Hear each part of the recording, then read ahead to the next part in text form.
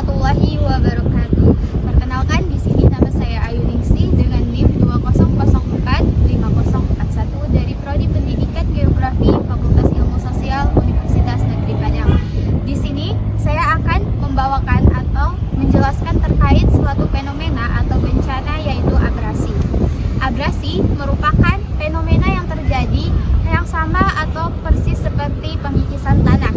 Abrasi sendiri terjadi di pesisir pantai atau daerah pesisir, yang mana fenomena ini diakibatkan oleh besarnya gelombang ombak yang menghantam atau yang datang dari arah lautan menuju ke arah pesisir, sehingga terjadi pengikisan area pesisir, yaitu tanah, sehingga terjadi longsor atau abrasi itu tersendiri. Penyebab abrasi pantai. Nah, abrasi pantai ini menurut Undang-Undang Nomor 24 Tahun 2007 merupakan suatu fenomena atau bencana alam, yakni berupa pengikisan pantai yang diakibatkan oleh tenaga gelombang laut dan tenaga arus laut, yang mana hal ini juga dipicu oleh keseimbangan pantai yang terganggu akibat aktivitas manusia. Jadi di sini penyebab dari abrasi itu ada dua faktor. Yang pertama itu faktor oleh alam itu sendiri, dan yang kedua itu faktor oleh manusia. 2. Dampak abrasi. Menurut Muhammad Arsyad, abrasi sangat berdampak bagi kehidupan. Seperti yang diketahui, abrasi lebih banyak memiliki dampak negatif ketimbang dampak positif. Adapun dampak abrasi adalah: 1. Air laut tidak pernah diam. 2. Penyusutan lebar pantai sehingga terdapat penyempitan lahan bagi penduduk yang tinggal di sekitar pantai. 3. Kerusakan hutan bakau di sepanjang pantai karena tepaan ombak yang begitu besar. 4. Biota laut seperti ikan-ikan akan kehilangan tempat tinggalnya. 5. Jika terjadi abrasi pada sebuah pantai, akan menurunkan minat masyarakat untuk berkunjung. Hal ini akan mengakibatkan perekonomian masyarakat di sekitar pantai menurun atau hilang. 6. Pemukiman penduduk di sekitar pantai akan perlahan menghilang karena terkena dampak dari abrasi. 7. Akan semakin banyak pulau-pulau yang menghilang. Dan 8. Pantai yang indah akan hilang dan para wisatawan enggan untuk mengunjunginya. 3. Mitigasi atau regulasi. Pertama, menanam pohon bakau. Dengan menanam pohon bakau merupakan salah satu pencegahan yang dapat dilakukan. Tujuannya agar pohon bakau yang kuat akan menahan gelombang dan arus laut yang mengalir ke arah pantai, agar tidak menghancurkan bebatuan dan tanah di daerah pantai. 2. Memelihara terumbu karang. Dengan adanya terumbu karang, hal ini dapat memecah tenaga gelombang laut. Dengan begitu ekosistem terumbu karang dapat diperbaiki dan meminimalisir terjadinya abrasi. 3. Melarang penambangan pasir.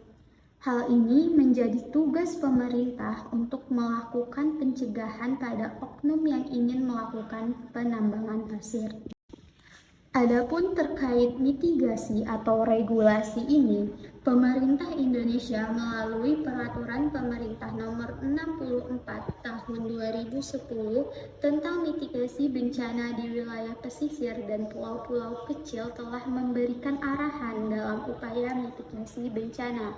Pada pasal 6, pemerintahan dan pemerintah daerah yang ditugaskan dalam perencanaan pengelolaan wilayah pesisir.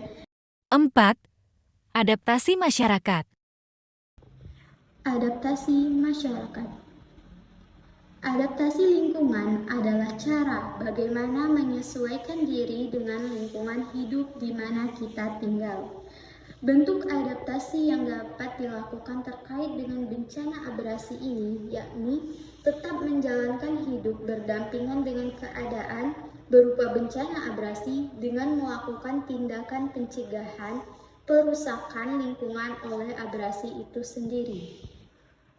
5. Sosialisasi terhadap bencana yang akan terjadi. Sosialisasi terhadap bencana yang akan terjadi. Upaya mitigasi ini dapat dilakukan melalui penyebaran informasi dilakukan antara lain dengan cara memberikan poster atau template kepada masyarakat yang bermukim yang rawan bencana tentang tata cara mengenali, mencegah, dan menangani bencana. Sosialisasi harus secara aktif dan berkesinambungan dilakukan oleh pemerintah daerah agar bencana abrasi dapat terus dikenali dan dimengerti oleh masyarakat. Dengan itu diharapkan masyarakat pesisir sadar akan adanya bencana abrasi dan dampaknya terhadap kehidupan.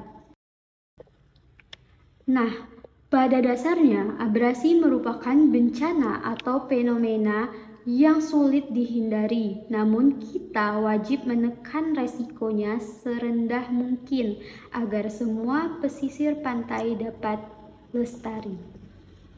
Itulah penjelasan terkait bencana abrasi yang mungkin sangat aware dengan kehidupan kita, yang mana dalam penjelasan ini termuat apa itu abrasi, bagaimana bencana ini dapat terjadi, bagaimana mitigasi yang dapat kita lakukan, bagaimana adaptasi kita terhadap bencana abrasi yang terjadi, serta sosialisasi terhadap bencana yang akan terjadi.